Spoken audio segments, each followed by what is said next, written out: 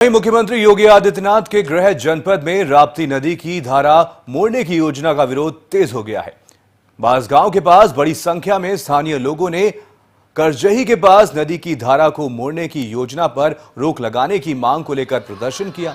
ग्रामीणों ने नदी की धारा में खड़े होकर इस योजना और मौजूदा सरकार के खिलाफ जमकर नारेबाजी की।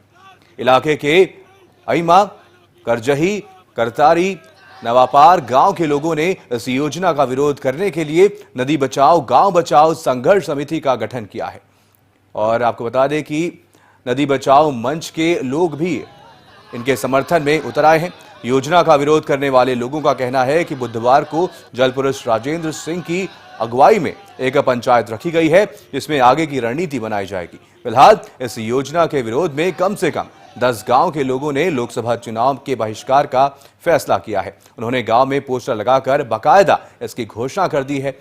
वे कह रहे हैं कि सरकार की नींद तोड़ने के लिए वे वोट के बहिष्कार के लिए मजबूर हो गए हैं, क्योंकि उनकी बात नहीं सुनी जा रही है। उन्होंने कहा कि केवल सरकारी पैसे की लूट के लिए इस योजना को चलाया जा रहा है और इस योजना से किसी का भी भला नहीं होने वाला है। जुलाई और अगस्त महीने में तकरीबन 1 माह तक उनके गांव का संपर्क बाकी दुनिया से टूट जाता है और बच्चों की पढ़ाई से लेकर मुश्किल घड़ी में लोगों का बाजार जाने तक की स्थिति नहीं रहती है।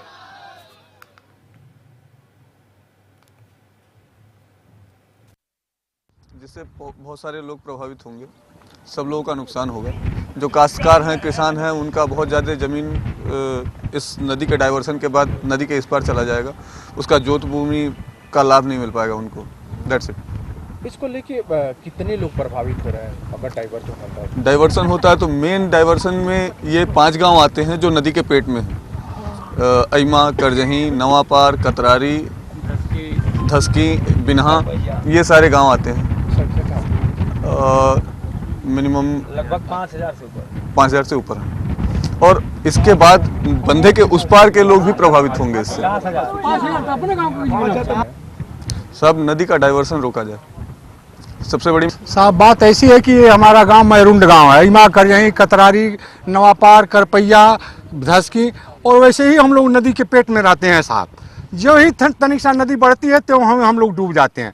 और हमारे गांव के सटे हुए नदी जो खनी जा रही है 100 मीटर की दूरी पर, इससे तो हम लोग और प्रभावित हो जाएंगे कि हम लोगों के बच्चे तो वैसे ही स्कूल नहीं जा पाते हैं सर।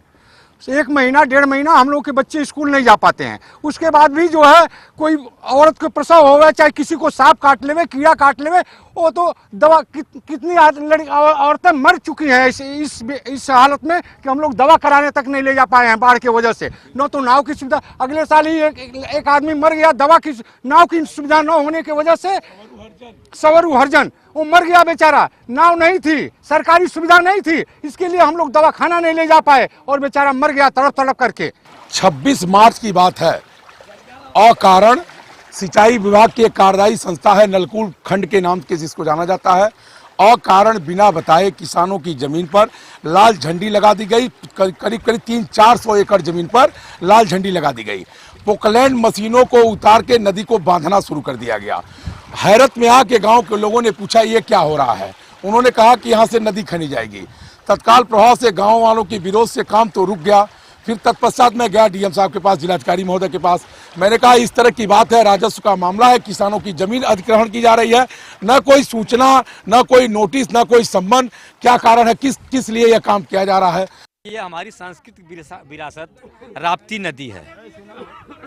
वाराणसी का गंगा तट और करजही रुद्रायन उर्फ मझगामा अर्धचंद्राकार रूप में बसा हुआ है। काशी की परंपरा से करजही, रुद्रायन उर्फ मझगामा, कनैल चलते हैं। उनकी परंपरा जो काशी की होती है, होली परंपरा, हमारी वो परंपरा है। सांस्कृतिक रूप से हमको ये अब विलुप्त करने जा रहे हैं। अपने जैसे उत्तराखंड में टेहरी को बर्बाद कर दिया गया, वहाँ की केदारनाथ पीठ को बर्बाद करने का प्रयास किया गया, वह स्वरूप बनाया जा रहा है। माननीय मुख्यमंत्री योगी जी के संज्ञान में यह बात लाई जाए।